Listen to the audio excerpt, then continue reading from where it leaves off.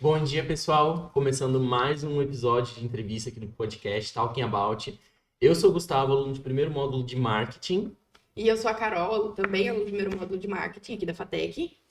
E, então, como o Gustavo disse, hoje é a gravação de mais um episódio do Talking About Podcast. Gostaríamos de... Maurício, cadê nosso logo aqui? Maurício, por gentileza.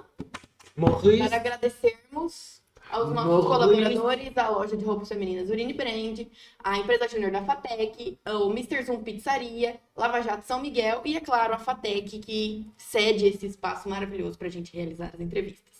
Gente, Quem será? hoje será? a entrevista muito aguardada, muito pedida no Instagram do As caixinhas lotaram. Por esse entrevistado. Galera pirou, não sei se é porque eles queriam lascar a vida da gente, entendeu? Mas muita gente pediu. E vocês já vão saber quem é já. Mas antes, vocês não sabem sobre que curso. Porque, gente, o agro é pop. O agro é tech. O agro é tudo. Bom dia, professor. Gente, hoje a entrevista com o professor Bertoncelo, nosso querido professor da matéria de projeto interdisciplinar, que foi de onde nasceu o podcast. E, professor, por favor, se apresente para a galera que está assistindo. Bom dia, pessoal. Boa tarde, boa noite, né? Depende. Vocês ficaram lindos. Professor, a gente preparou especialmente para você. Então faltou um i. Não, o professor já fez a partida. Pronto. Bom, pessoal, eu sou professor do projeto, professor de economia, formado em administração de empresas. Acabei passando 7 anos fora do país. Lá eu fiz um mestrado em internacionalização e sou PhD em economia agrícola. Minha paixão é o agro, né? Ai, que legal. E nesse sentido, a gente está aqui para conversar um pouquinho sobre o agro, como é que é fatos e boatos, vamos entender o que é de verdade e o que não é. Exatamente. Estou aqui, esperando vocês. Ótimo. Professor, então eu vou começar. A gente vai falar um pouco, principalmente do agronegócio, que é o intuito da entrevista, né?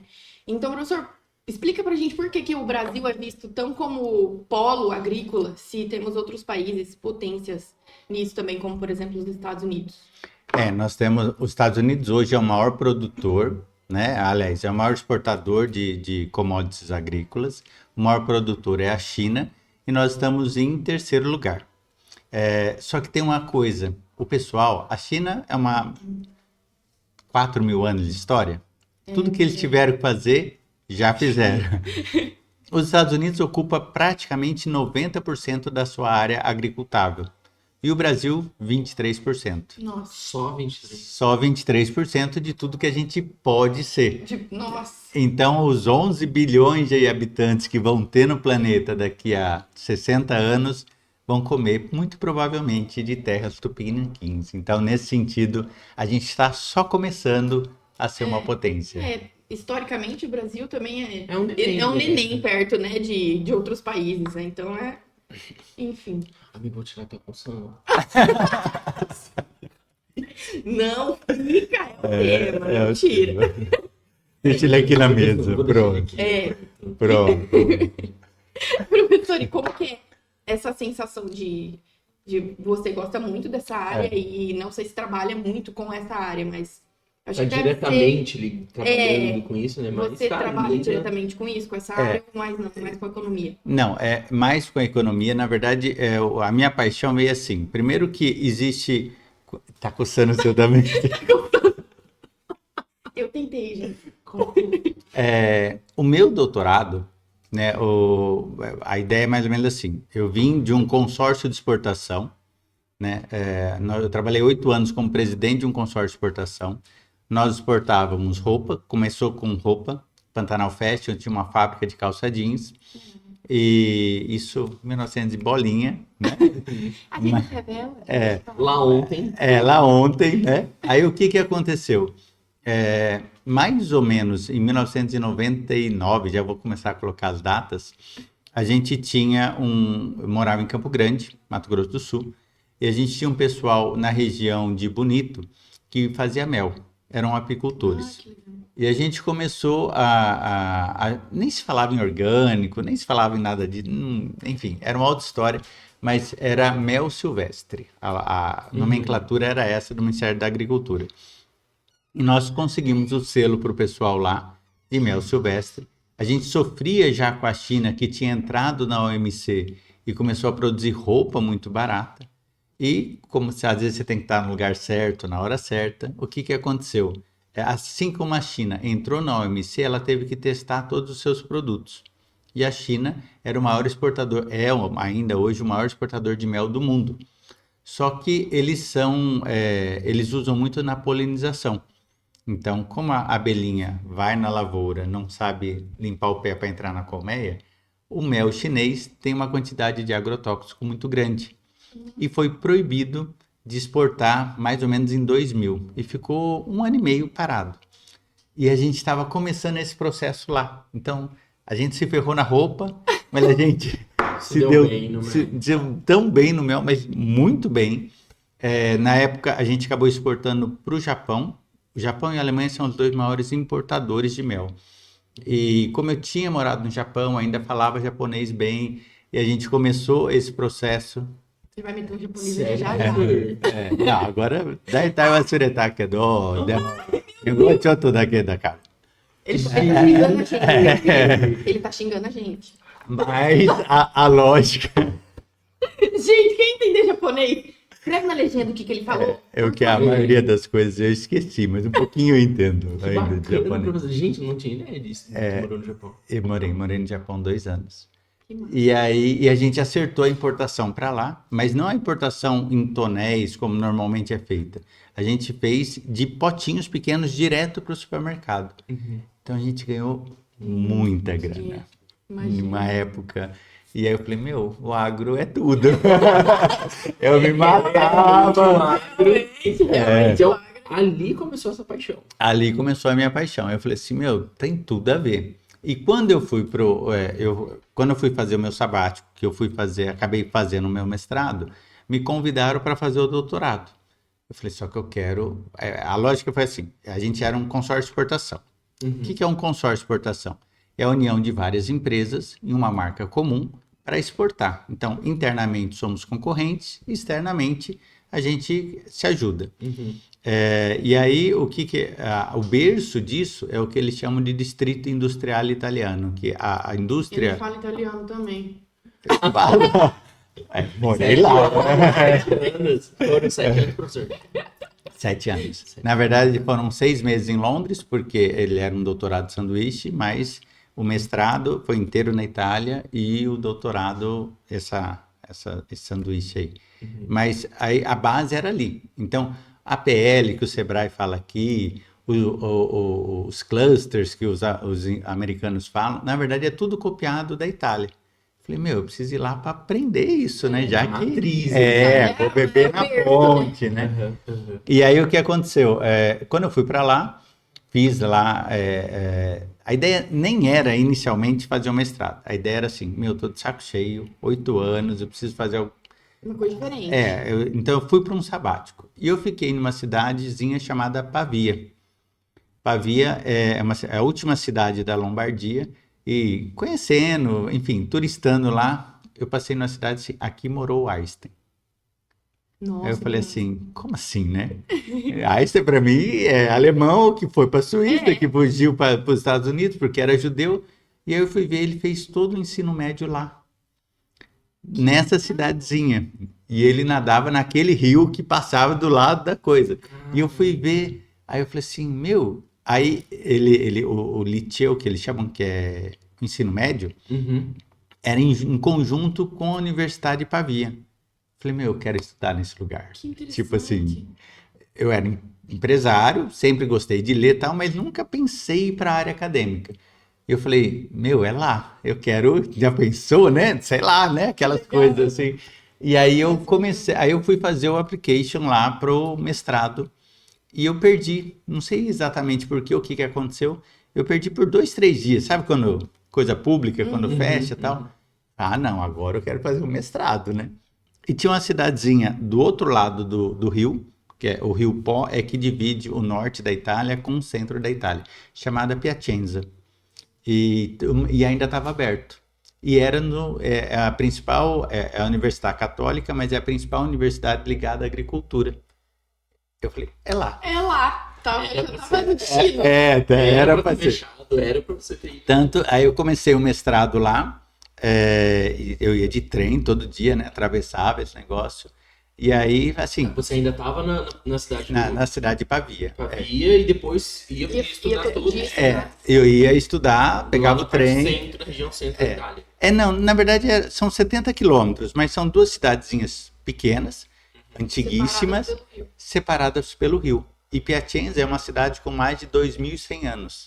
Nossa, deve ser lindo demais. E aí fala assim, nossa, 2.100 anos? É que o exército romano, quando começou a dominar a península, parou em Piacenza porque ele não conseguia romper o rio. Então nasce uma cidade por causa de uma guerra. Então é cheio de castelo, cheio de coisa. Ai, enfim. que lindo. Nossa, vou botar na minha lista de destinos. Muito assim. E aí eu fazia esse trajeto. E quando eu comecei o mestrado, você começa meio de alegre, não sabe o que é. Professor, me fala isso, que eu tava pesquisando ontem, mestrado. Mas a lógica qual é? Depois que eu entrei, que você acaba encontrando o tal orientador, ele fala assim, legal o seu projeto, porque eu estava querendo justamente estudar a internacionalização de pequenas empresas. Eu falava, só que isso daqui é da Itália dos anos 60. Nossa. A gente está internacionalizando o ensino, né? Porque a gente tem o mesmo problema que vocês têm lá. A gente fala uma língua que ninguém conhece, porque o ensino é em inglês. Aí ele falou assim, então a gente vai buscar essa internacionalização do ensino. Se você quiser fazer o mestrado, tem que ser assim. Eu já estava lá dentro, eu falei... Tem que ser. Professor, uma observação ali, me tira uma dúvida. Uma dúvida. O mestrado aqui, geralmente o professor apresenta a proposta, tem um mestrado em tal área, né? Aí tem o tal professor com tal linha de pesquisa, tal linha. É a mesma coisa lá? É a mesma coisa. São linhas de pesquisa, né? Você começa a ter aulas, normal, e aí você fala, puta, eu gostei mais desse professor, tal, não sei o quê. E qual que você se identifica? Qual eu me identifico. E aí, quando eu comecei a conversar com ele falou, tá, mas isso aqui é velho, né? A gente tem... Nossa, já deu uma... Aí, deu aquela olhada assim. Mas foi o que me levou para a área do ensino. Sim. E aí a gente começou a entender métodos e assim, o quanto, por exemplo, a indústria do ensino nos Estados Unidos é fortíssima. Você tem universidades muito grandes, mas, por exemplo, sei lá, Harvard, que todo mundo fala, tem um núcleo, que é o CDF, que estuda lá, e depois tem um leque tão grande por fora, você já deve ter ouvido falar, fulano fez o cursinho em Harvard. Na verdade, ele pagou, e ali eles fazem milhões de dólares, porque atrai pelo nome. Vendendo É o branding, nome, né? Exato, é o tal do branding. Então aí fala assim, e aí eu comecei a entender essa coisa do ensino, a gente fez lá um curso, o meu projeto era um curso de MBA, que na sala tinha 40 alunos e que tinha que ter pelo menos 20 nacionalidades. Que massa. E esse curso, porque assim, tem uma relação muito forte com a África subsaariana, porque é uma universidade católica, então tem muitos, como é que chama? Não é padres, missionários que iam para a Itália estudar, iam lá fazer isso daí. Então essa era a ponte entre os países desenvolvidos e os países em desenvolvimento. Na época surgiu o BRICS, aquela história toda, enfim. Resumo da ópera, só pra gente, né? Não tem problema, fique à vontade. Aí depois eu me apaixonei pelo ensino. Falei, isso é muito importante. Isso precisa. E aí, quando ele falou assim, e como eu fiz na prática, e o curso nasceu, né? Era em Milão, porque Milão é o centro, né? Inclusive, a Universidade Católica tem uma sede regional em Milão e uma sede regional em Roma, e Piacenza é tipo, porque tá lá, né? Um polo aí. E aí, dentro dessa lógica, o que aconteceu?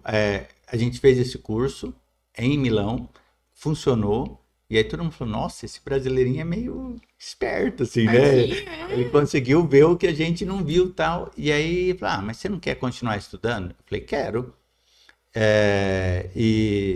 Só que eu quero ir para a área agrícola. Já que a universidade é agrícola, eu quero ir. E aí eu fiz o application para esse AgriSystem, que é um doutorado que eles têm lá, que ele vê agronomia, zootecnia, que seria, né? Direito e economia. Que legal. Bem completo. Ele entende o sistema agrícola como um todo. E aí eu falei, é esse, né? Tipo, é a minha praia, que é economia, é agricultura, né? Eu tô feliz da vida. Vou agregar um monte. Vou agregar um monte. O único problema é que eu fui para fazer um sabático, então eu fui com uma grana, né? Nunca peguei bolsa, nada disso. E aí fudeu. Tipo, acabou o dinheiro, né? Rápido, né? O dinheiro acaba. E aí ele falou, não, mas aqui a gente tem bolsa, né? Beleza, né? E fiz o application e tal. Aí quando eu fui pedir a bolsa, ele falou assim, você tem mais de 35 anos? Na época eu já tinha mais de 35 anos. Foi ontem. Não, é que a lógica na Itália é assim, você tem bolsa até 35 anos. Porque supostamente você recebe do Estado e retribui à sociedade, porque você vai trabalhar até os 70, então é o meio do caminho. Sim. Mais de 35 anos não tem mais bolsa. E aí? Então, aí Eu tô aqui assim, tipo. Aí eu falei, eu falei assim, ó, não vai dar, né? Minhas filhas estavam aqui, eu tinha que manter elas aqui, eu tinha que manter lá. Eu falei, ó, não dá. Eu falei, por que você não trabalha então aqui na universidade? Eu falei assim, fazendo o quê? Como pesquisador. E aí começou minha vida acadêmica. É que pesquisador lá é uma profissão, né? É uma profissão. Assim, ganhava menos, né? Mas assim, eu entrei como se fosse, sei lá, pesquisador do CNPq, não sei o quê, com bolsa e tal. É mais ou menos a mesma história, só que a universidade banca o pesquisador. E eu comecei justamente isso. E eu achei maravilhoso, né? Foram 2 anos assim, porque a cidade é um tapete, né? Não tem uma coisa assim. Então, eu morando na Itália, trabalhando como pesquisador, estudando o que eu gosto, eu ia trabalhar de bicicleta todo dia para, tipo assim, sabe quando você tá se achando... O próprio europeu, esse. Tava... Professor, por que você não foi embora com as tuas filhas do mundo? Ficar fazendo o quê aqui? Então, mas do meu primeiro casamento, as meninas, né? E aí, a mais velha queria fazer gastronomia. Aliás, fez gastronomia. E eu falei, vem fazer aqui. Mas aí... Acabou ficando. Não deixaram ela ir. Aí eu voltei, enfim. Ficar longe da família, né? É complicado. Mas, não sei nem porque a gente deu essa volta toda. Nem qual era a pergunta que eu tinha feito. Mas, voltando pro agro... a gente não parou de falar do agro, mas a gente queria saber, por exemplo, quando eu viajo de carro por aí, a gente percebe que em determinada região tem o plantio maior de soja, determinada região é café, determinada região é cana. Por que tem essa separação? A gente vê muito aqui, por exemplo, me enrolei. Bota a tarja preta. Quando a gente vai, por exemplo, para Londrina, é diferente quando a gente vai sentido Minas Gerais, se mudar Sim. cortando o estado. Na verdade, a lógica é sempre assim, ó. O produtor, ele tem lá a terra. Ele tem que fazer essa terra ser produtivo bastante para remunerar a terra, remunerar ele e ter um preço acessível. Existe alguns zoneamentos, vamos dizer assim, onde em determinada área dá melhor essa coisa, ou dá melhor a outra, e assim por diante. Por exemplo... Por questão do clima, do solo... Do solo, tudo isso afeta. E o agricultor, apesar de matuto e de pouco estudo, supostamente, na verdade ele entende muito de terra. Sim. Né? E do que tem que entender, ele entende. Tipo, da porteira para dentro, você chega ali, ele dá um show. O problema é da porteira para fora, mas da porteira para dentro. Então, quando você vai no norte do Paraná, onde você tem, sei lá, milho e soja, safrinha, aí que você está falando, ele tá tendo a melhor rentabilidade possível daquela atividade. Por que aqui a gente tem tanta batata doce? O solo não é tão bom, nem tão produtivo, e aí o que você consegue? Quais são os tubérculos que dão melhor aqui? Sim. Mandioca, batata doce, enfim. E aí você vê. Quando você vai mais para o norte, você tem uma terra também muito produtiva, principalmente para cima do Rio Tietê, mas ali acabou predominando a cana. Quando você vai, sei lá, para Minas, onde você tem uma série de montanha, o clima mais alto, por exemplo, tem muito leite. E por que que aqui tem mais pecuária e lá tem mais leite? Simples. O leite, quando está muito quente, a vaca produz menos leite, né? Aí quando você tem um clima mais ameno, ela vai produzir mais leite. Assim como, para você ter uma carne mais macia, o lugar tem que ser plano. Porque se for na montanha, ele vai ficar musculoso e a carne vai ficar ruim. Eu aprendi isso aí com um ex-namorado meu que é do agro. Aí, eu aprendi com ele. Viu só? Gente, eu não sabia disso. Então, essa adaptação é realmente daquilo que o produtor faz de melhor. Utilizar da melhor maneira possível o solo, o clima e ser mais rentável. Mas assim, a questão de biocombustíveis, professor, já é uma realidade aqui no Brasil para aplicação em maquinários, geração de energia, isso já está sendo mais utilizado? O biocombustível, você fala o etanol ou a gente está falando do biodiesel? Aí um eu vou falar bem, outro eu vou falar mal. Então, fala dos dois, que a gente tem os dois parâmetros.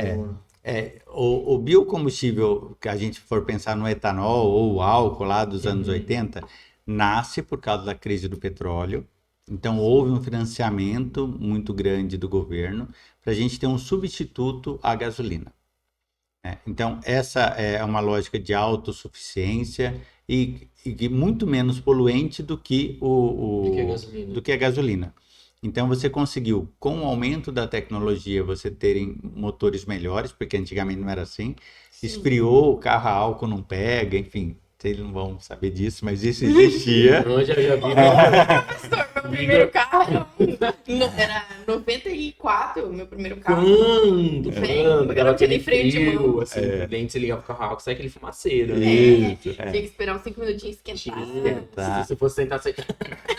aquelas engasgadinhas. Então, houve essa melhora e hoje a gente tem, assim, uma usina, né, de álcool e açúcar que produz muito combustível, muita energia, seja ela em alimento, seja ela para combustível, e é extremamente eficiente. E se você for pensar naquela história do carbono zero já. Então, você tem, assim, uma senhora tecnologia e que de alguma maneira foi desenvolvida aqui no Brasil. Então isso é um orgulho e deveria ter feito, enquanto que é comum você falar, é usina, credo. Credo não, pelo amor de Deus, né? Vamos... Você tem usina que bom senso, né, também. Do etanol, que tem através de geradores, tira a própria energia dali e ainda devolve um pouco para a rede, né? Então... e a gente tem exemplo aqui de usina aqui perto que já está fazendo o biogás do que sobra do coisa, já cria o gás e vai estar vendendo gás aqui para Prudente e tal, vai vender. Tem uma tubulação passando aqui na região. Isso, que a gente vai falar, vamos fazer a propaganda, a Cocal que está fazendo. De Narandiba. Patrocina o podcast. Porque não? E aí a gente tá, o que é isso? Pura tecnologia, extremamente sustentável e que é o futuro, né? A gente tem que ser o quanto mais sustentável. O problema do biodiesel é que ele entra meio que na contramão. Você não entra com o objetivo de melhorar a tecnologia, mas de aumentar o nível de óleos vegetais dentro do diesel e que, curiosamente, acaba fazendo o motor consumir mais, ou seja, se torna mais poluente, um desgaste maior, aumenta o custo e o preço do alimento aumenta, porque se o caminhoneiro gasta mais, o frete é mais caro, se o frete é mais caro... Vai refletir no final do mês. Até o consumidor final. Então, essa lógica econômica do S10, né, que é o biodiesel, que vai chegar até 10%, eu ainda não entendi. Não existe. Matematicamente, ela não existe. Entendi. Mas, enfim, vamos esperar a tecnologia melhorar aí. Sim, vamos ver, né? As cenas dos próximos capítulos. E, professor, você falou da sua experiência como empreendendo na área do agro. E hoje você acha que é uma área que cresce muito, assim, para quem quer investir no ramo? Você acha que... Depende dos parâmetros que a gente colocar, mas... nos mais amplos, você vai dizer assim, 1/3 do PIB brasileiro está ligado ao agronegócio. Mas vamos explicar. Porque quando você divide o PIB certinho, você fala, mas a produção agropecuária, ela representa 5 ou 6% do PIB. Por quê? É porque isso é tudo dentro da porteira. Sim. Mas se você for imaginar todos os empregos gerados, se você for imaginar todo o benefício causado, a roupa que a gente veste, enfim, a água que a gente está bebendo. A questão do cooperativismo também. Exato, assim, tem tanta coisa que você for pensar assim, hoje, quem escolhe uma profissão ligada ao agronegócio, ele está falando de cada 3 empregos, um está ligado a isso. E lembra, 23% do uso do solo. Quando a gente chegar a 50%, a gente vai ser o dobro.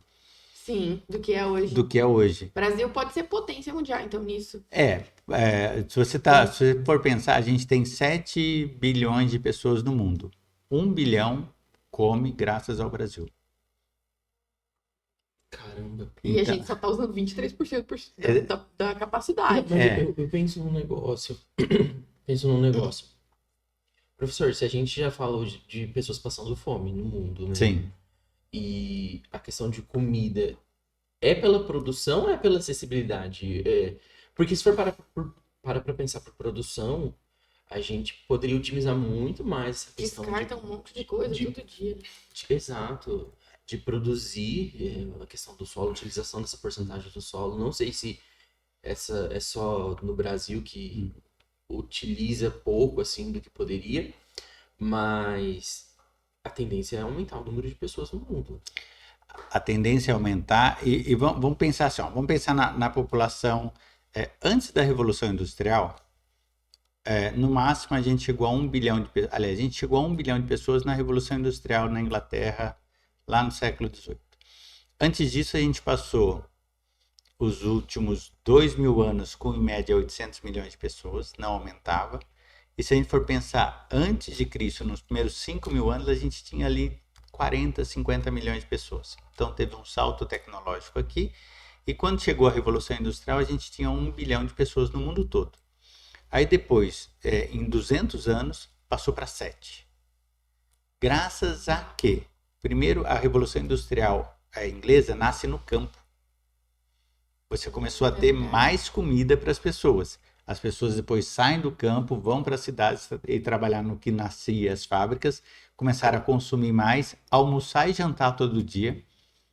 E isso modificou completamente o que a gente chama de mundo. Vamos imaginar o seguinte, antes da Revolução Industrial, meu pai é soldado. O que é você? Soldado. Você nascia soldado, morria soldado. Morria cedo, né? Porque soldado morria cedo. Durava muito, né? Aí você tá falando assim, se eu sou camponês, meu pai é camponês, que você? Camponês. Né? Época feudal, quem manda é o fulano, não sei o quê, não sei o quê. Cada um tem um quadrado. Cada um, nascia rei, morria rei. Mesmo que quando cortasse a cabeça, até cortar a cabeça, era rei. Né? Então a gente está falando assim, a mobilidade social era nenhuma. Salvo alguém que nasceu carpinteiro e mudou o mundo, que é uma outra história, a gente está dizendo assim, todo mundo ficava exatamente igual. A Revolução Industrial possibilitou que alguém nascesse pobre e morresse rico. Sim. Ou alguém nascesse rico e morresse pobre. E essa mobilidade do dinheiro nasce da Revolução Agrícola, que dá comida para as pessoas, que dão a possibilidade, porque pensa o seguinte, eu moro no campo, eu faço a minha comida. Se eu fosse para a cidade e não houvesse a Revolução Agrícola, eu ia comer o que na cidade? Não ia comer, né? Tanto que a Primavera Árabe nasce da ausência de comida nas cidades. Na época que teve o boom das commodities agrícolas e faltou comida na cidade. Então, a agricultura possibilitou a gente sair de 1 para 7, e de 7 a 2050, mais 2 bilhõezinhos vão nascer aí, e a gente vai para 9, e por isso apostar no agro em um país que tem essa vocação é a melhor coisa do mundo. Quase uma garantia, né, de que vai dar certo. Exatamente. E aí a gente está falando de todo mundo. A gente está falando da produção agropecuária, você está dizendo do marketing que precisa conseguir vender. Porque pensa assim, olha, o quanto isso é importante.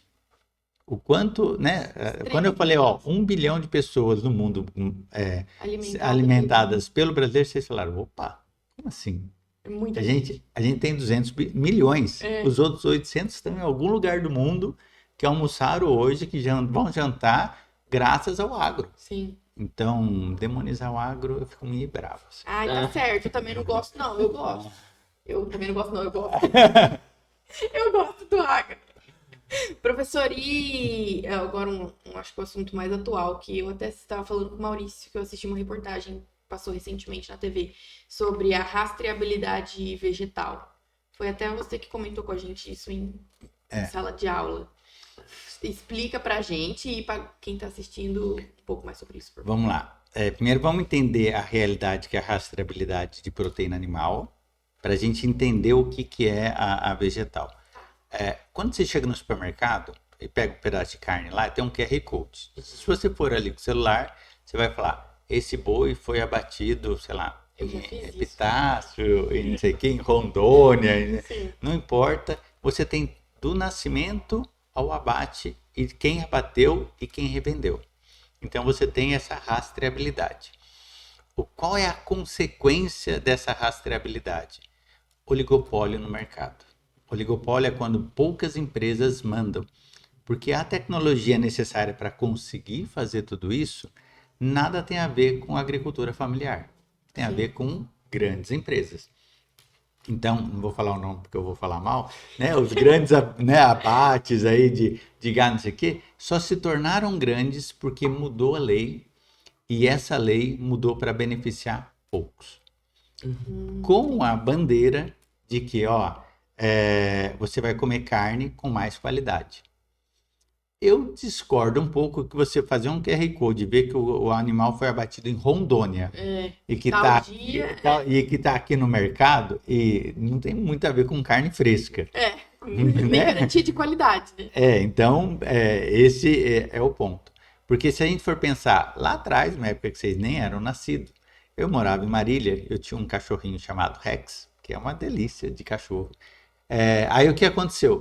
Eu ia no matadouro, que a gente chamava de matadouro, que era municipal, onde abatia o gado para desossava lá. Sim. Gente, pensa em um lugarzinho esquisito. Mas Mas eu ia lá para pegar o osso para o meu cachorro, né? Com a mudança da lei, o que aconteceu? Esses lugares foram sumindo e foram nascendo grandes empresas.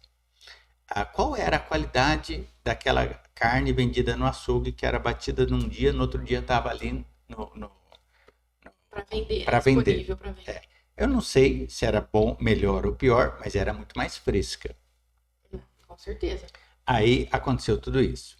Se você for pensar outra proteína animal, o leite, né? Muito antigamente você pegava o leite que vinha do produtor. Eu falava leite gordo. Leite gordo. Por quê? Porque aí foi mudada a lei de tal forma que você precisa passar por um laticínio, você precisa ter ele não é fermentado, como é? Esterilizado. O HT, né?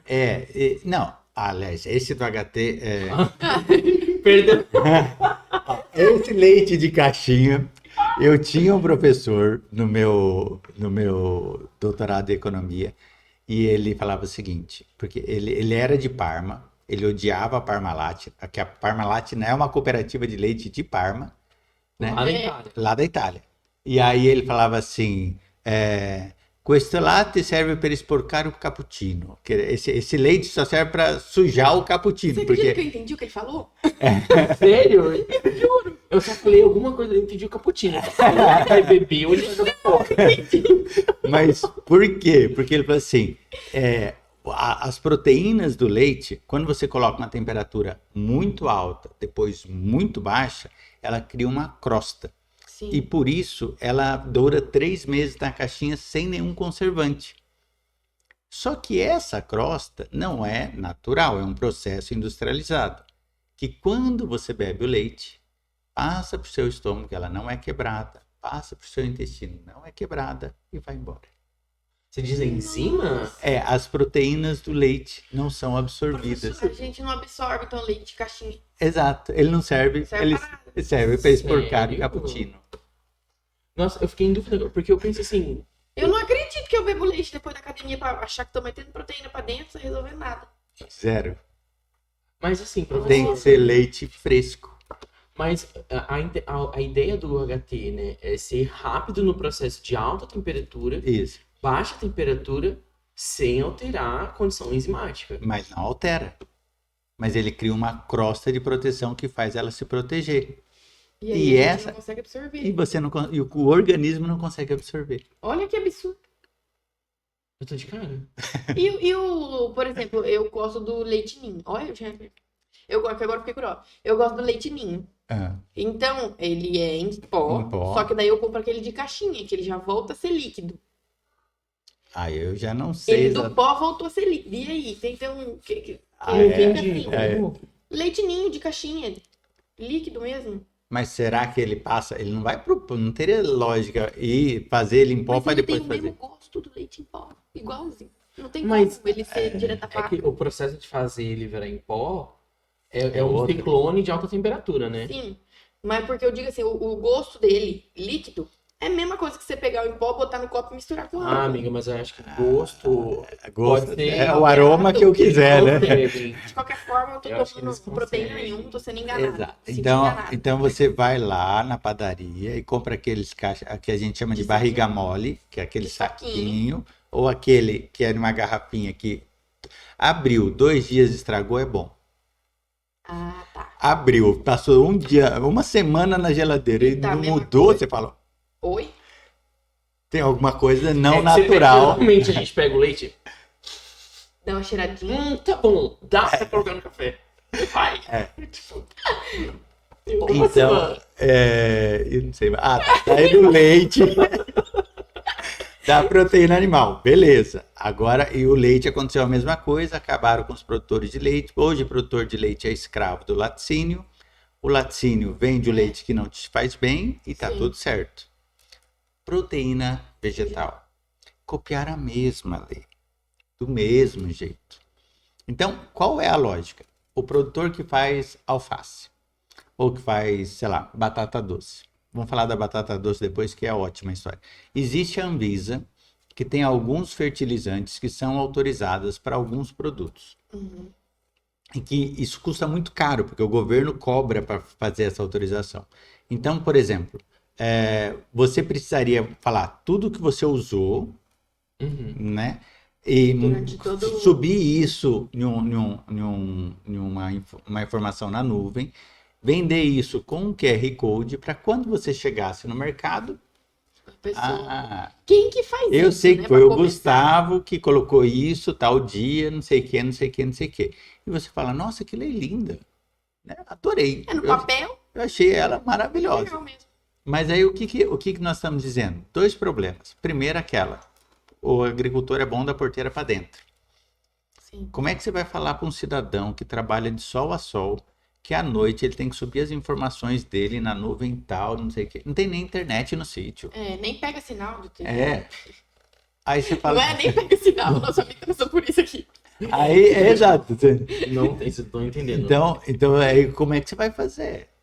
Você, produtor. Mas, professor, isso não é ir um pouco contra o avanço tecnológico? Porque a gente vê tanto a questão da inserção da tecnologia no campo, em rotas e tudo, mas aí é que eu entro no questionamento. Não criticando, mas um ponto de observação. A tecnologia está entrando no campo. Mas, beleza, aí a agricultura familiar não tem condição, não é condição.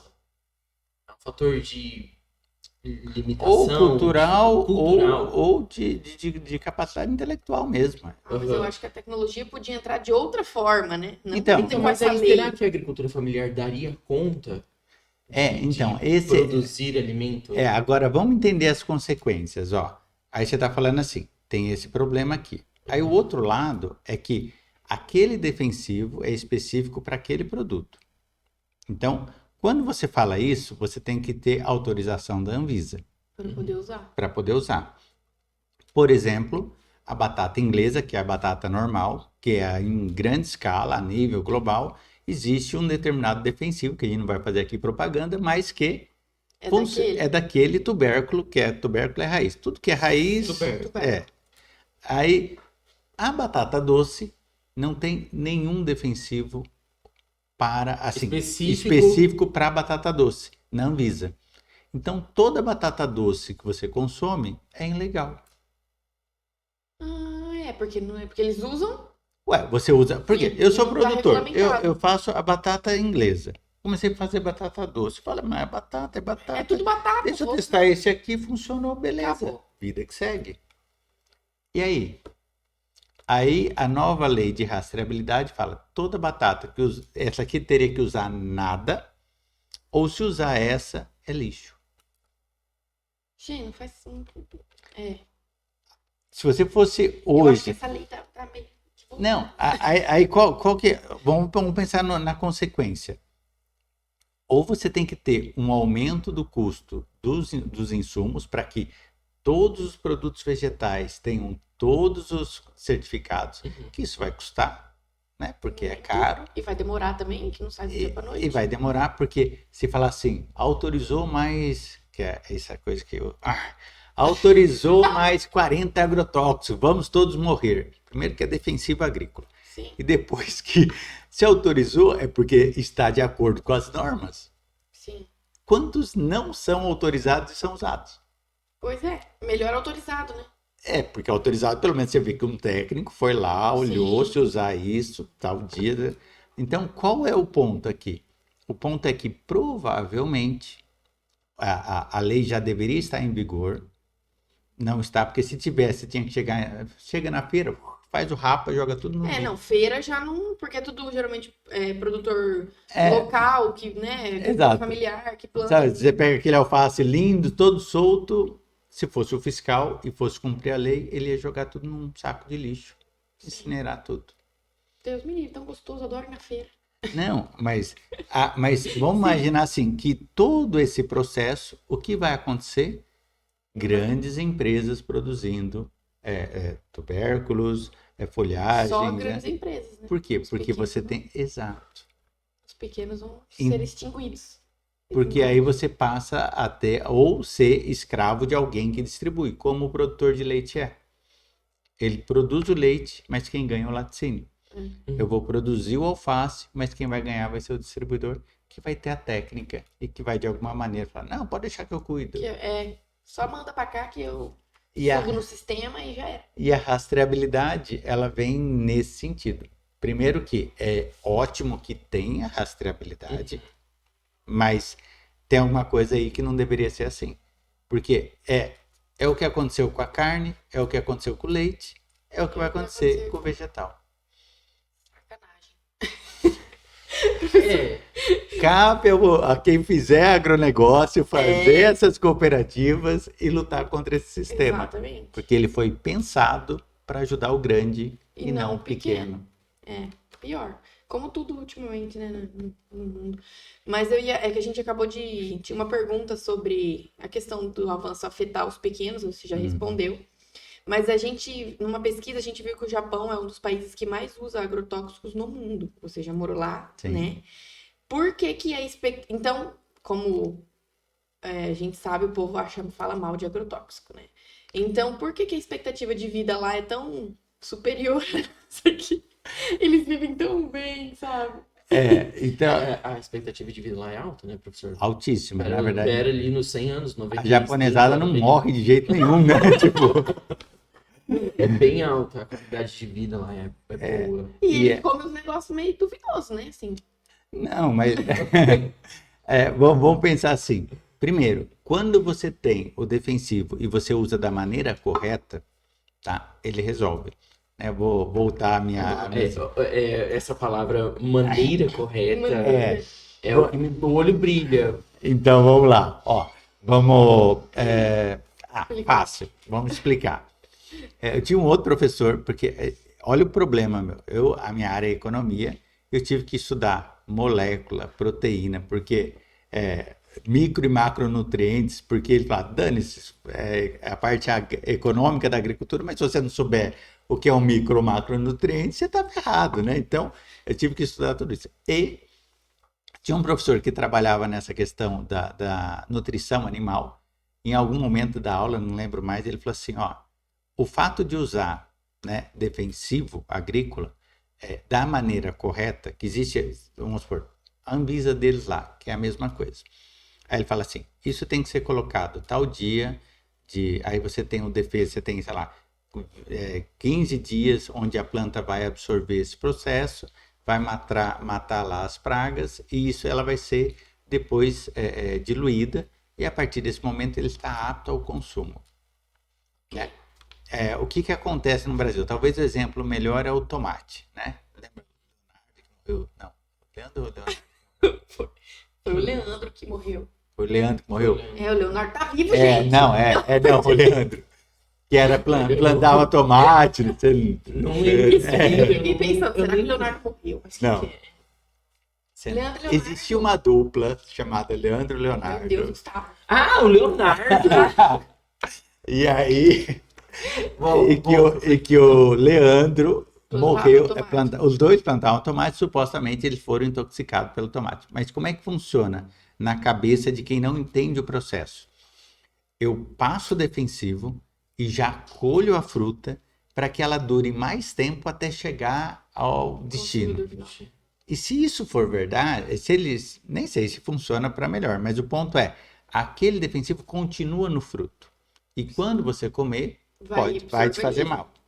Agora, se você fez, e vamos imaginar assim, depois de passar, estou chutando um dia, tá? 5 dias depois você pode colher, essa é a maneira correta, porque já usou, o fruto já passou pelo caule, já foi para o solo. Já foi dissolvido de alguma forma, tá? A partir daquele momento, ele está saudável, tá? E você pode comer. O agrotóxico, ele é diluído ou ele degrada? Então, se ele for diluído para algum lugar, ele vai. Para algum lugar ele vai. Aí se você for pegar, que aliás vocês vão falar com a Melina, né? Ela tem, o trabalho de doutorado dela é justamente o teste de solo rápido, utilizando algumas enzimas. Você vai gostar porque ela tá na área aqui. Aí que ela para que você consiga saber de uma maneira rápida o que está e como está, como está afetando como é que está afetando o solo. Mas, voltando à história, se ele degrada ou dilui, não é minha praia. Não faço ideia, enfim. Mas existe um processo, e esse processo depois de tantos dias, pode comer tranquilo. E o que acontece no Japão, que aliás, eu morei 2 anos no Japão, e o que eu aprendi lá é o seguinte, qual é a regra? Essa. Ponto. Faz a regra. Acabou. Se é para tal fruta, tal dia. Porque eu tenho um feeling que o brasileiro não segue a regra. Ele fala assim, essa é a regra. Mas eu vou por aqui. É mais bonito. Mas eu tive uma ideia ótima. Mas eu tive um jeitinho aqui meu. Esse é o problema do Brasil, professor. Olha, por essa questão, assim, eu não vou negar. Tem algo dentro de mim que fala assim, tem uma certa resistência com relação a essa questão do agrotóxico. Mas é por essa questão do mau uso. Olha, com certeza, parte disso eu dou uma matéria que chama Tópicos Avançados Pessoal do Agronegócio, do 6º termo, e a gente mostra quais são o número de pessoas, os dados, os últimos foi antes da pandemia, 2020, de pessoas que morreram por causa de agrotóxico. Morreram mais pessoas em 2020 no Brasil como é que chama aquele negócio que dá na maionese? Pessoal. Salmonela do que de agrotóxico. Nossa, maionese. Tá vendo? Eu sei que era maionese, aquele dia que eu tava passando mal. Mas, e dessas pessoas que morreram, que acho que foram 100 e poucas pessoas que morreram, metade foi suicídio. E não a intoxicação. Em si. Porque assim, né? A boa... mas não entrando na questão da intoxicação, porque... O agrotóxico, ele pode ser mutagênico, exato. Pode estar atrelado. E aí, como é que eu vou saber se isso foi um câncer que desenvolveu por causa disso, por causa daquilo? Aí a gente não sabe. Mas aí a gente volta para o Japão, que usa a maior quantidade de defensivos agrícolas por tonelada, por hectare, e a expectativa de vida é a maior do planeta. Por usar de maneira correta. Exato. Porque se usar direito, não vai dar merda. Tem avanço na questão da educação dos produtores, professor? Melhorou muito. Eu vou dar um outro exemplo que eu acho assim maravilhoso. O meu avô, por parte de mãe, chamava Chico. Ele tinha um sítio.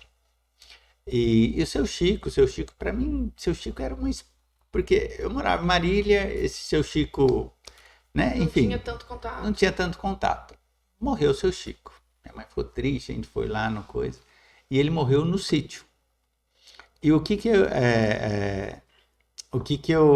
qual foi a minha surpresa? Era um cheiro forte dentro da casa dele, uma casa simples, no sítio e tal. Aonde ele guardava os agrotóxicos? Embaixo da cama. Misericórdia. Mas por quê? Porque era a coisa mais valiosa que ele tinha no sítio. Ele tinha medo de ser roubado à noite. Gente. Então, hoje já existe. Quando eu penso em agrotóxico, eu penso em barreira de contenção. Caso seja algo, tem que ter vacazinha, tem que ter não o sei o quê. dreno. Tem que ser tudo concretado, um muro de 1,5 m. Imagina. Amiga, Que porque... drama. Jesus. Amiga, Não. se vaza, pra onde vai? Mas Qual não o é impacto? assim, isso é armazenado Não, direito. O insumo, ele tem que ter tem que ser devidamente, por exemplo, se for algo volátil, tem que estar longe do sol. Sim. Se for líquido, tem que ter uma barreira de contenção. Então, É toda uma lei. você percebe que em 40 anos, né, que foi mais ou menos isso, tinha uns 10 anos quando ele morreu, olha a mudança que houve. Olha o avanço. Né? O que acontece hoje? Você vai comprar um defensivo, ele pergunta qual o seu registro. Se você não for agricultor, você não compra. Não compra. Né? Em alguns casos, você precisa devolver o recipiente vazio. Professor, eu não consigo nem comprar, porque eu tenho uns terrenos e eu mandei carpir, só que nessa época que tava de chuvarada, era 2 semanas que eu tava com mate Você novo. queria jogar Roundup lá, né? Eu não posso comprar. É lógico que não, porque você não é agricultora. Nossa, eu fiquei, olha, eu não acredito. Agora agora tá estiando, né? Mas eu tava tendo que pagar pra carpir uma vez por mês. E o terreno é enorme, meu pedreiro tava super feliz, né? Mas olha... Então assim, houve esse avanço, mas tem muito mais para fazer. Porque eu penso assim, o equívoco de um produtor que tá ali com 3, 4, 5 galões, não sei se é muito ou pouco isso, mas ele pode impactar não somente a ele, né? Sim. Como o erro dele, o equívoco dele pode impactar a região. Eu vou contar 2 coisas. Uma verídica, triste, e a outra engraçada. Tá. Então, vamos lá. A primeira é assim, o defensivo, assim como o meu avô, o que ele tinha de mais valioso, ele guardava embaixo da cama de uma maneira errada. Não façam isso. Né? E que provavelmente foi parte da causa da morte dele, né? Ou não também, né? Quem vai Mas saber? gente, mas pelo amor de Deus, não, né? É isso, tem que ter um lugar específico e tal. E aí você tá falando assim, ainda é o mais valioso dentro da propriedade. Então, aqueles desenhinhos que o agricultor joga o veneno porque fica rico, não, é o contrário, ele fica pobre. Caro. Porque é caro. Quanto menos defensivo ele usar, melhor para ele. O problema é que existe uma indústria de agrônomos formados que vão alterar a propriedade e falam, usa isso que é bom, usa isso que é bom, usa isso que é bom. E o pequeno produtor, principalmente aquele sem informação, usa tudo que eu quero falar. Ele usa tudo e gasta muito e ganha muito pouco. A hora que ele tiver consciência, a hora que ele souber que metade do que ele usa ele não precisa, ele enriquece, a indústria química perde e melhora a qualidade do alimento. Essa é a verdade e aí é muito trabalho. E por isso o curso de produção do agronegócio é tão importante, porque você vai ensinar a gestão da propriedade, dos recursos. Quanto mais eficiente você for, menos custo, alimento com melhor qualidade e mais barato. Sim. Essa é a lógica. E mais dinheiro no teu bolso. E mais dinheiro no seu bolso. Agora eu vou contar uma que eu acho ótima. Assim, ele tem um professor. Eu conheci ele por Nenê, mas ele é consultor da CAT. Ele já deu aula aqui na FATEC, agora ele não dá mais. Mas ele dizendo que ele estava indo ali para Narandiba, plantação de melancia. Melancia tem uma época que precisa passar muita coisa. E o maior problema é justamente a intoxicação de quem usa, quem aplica o defensivo. Sim. Então, disse que ele estava passando lá e o cara com o negocinho nas costas, né? Passando, chinelo, cigarro, sem nada. Proteção nenhuma. Proteção zero ali, né? Passando. Aí ele falou assim, como é que eu vou ajudar esse cara? Isso o Nenê contando pra mim. Ele falou assim, e aí, tudo bom? Tudo bom. Você não tá usando nada? Não, eu já Tô acostumado. tô acostumado, já tenho anticorpos, não sei o quê. Igual químico, vai começar a cair um manto de imunidade. Isso. Aí eu já tenho anticorpos. Eu falei, ai, que bom, né? Mas você sabe que isso daí brocha, né? Passou no outro dia, máscara, luva, não sei o quê. Olha, a melhor coisa pra fazer um homem se proteger. Muito bom.